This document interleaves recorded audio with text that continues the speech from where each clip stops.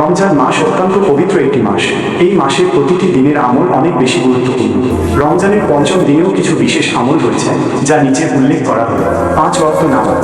রমজান মাসের সময় মতো 5 ওয়াক্ত নামাজ আদায় করা অত্যন্ত জরুরি। কোরআন তেলাওয়াত। কোরআন তেলাওয়াত করা রমজান মাসের অন্যতম প্রধান আমল, তাই এই মাসে বেশি বেশি কোরআন তেলাওয়াত করা উচিত। তারাবির নামাজ। রমজান মাসে তারাবির নামাজ আদায় করা সুন্নাত, তাই এই নামাজ আদায় করা উচিত। ইফতার। রোজার শেষে ইফতার করা একটি গুরুত্বপূর্ণ আমল।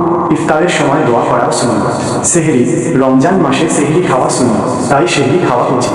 দোয়া ও জিকির। রমজান মাসে বেশি বেশি দোয়া ও জিকির করা উচিত। দান সদকা। রমজান মাসে দান সদকার গুরুত্ব অনেক বেশি, তাই এই মাসে বেশি বেশি দান সদকা করা উচিত। গুনাহ মাফ চাওয়া। রমজান মাসে আল্লাহর কাছে গুনাহ মাফ চাওয়া উচিত। নফল ইবাদত। রমজান মাসে নফল ইবাদতের গুরুত্ব অনেক বেশি, তাই বেশি বেশি নফল ইবাদত করা উচিত। রমজান মাস শুধুমাত্র রোজা রাখার মাস নয়, বরং এটি আত্মশুদ্ধি ও ইবাদতের মাস, তাই এই মাসে প্রতিটি মুহূর্তকে কাজে লাগানো উচিত।